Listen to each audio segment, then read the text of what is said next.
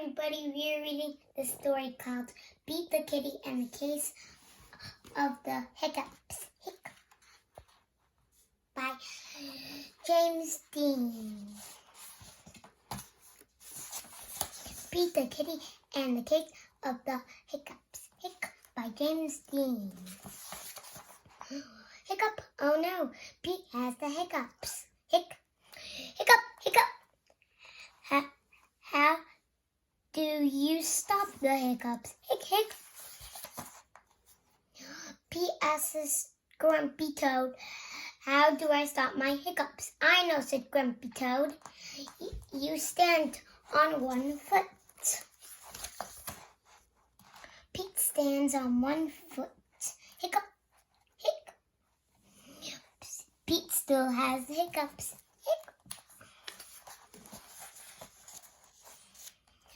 Pete asks Callie, how do I stop my hiccups? I know, says Callie. You stand on one foot and hop up and down.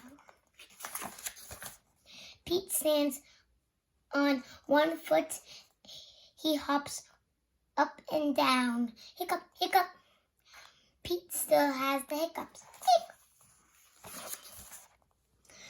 Pete asks Gus, how do I stop my hiccups? I know, says Gus. You stand on one foot and hop up and down and sing a song. Pete stands on one foot and he hops up and down. He sings a song. Hiccup, hiccup, hiccup. Pete still has the hiccups. Hic, hic, hic.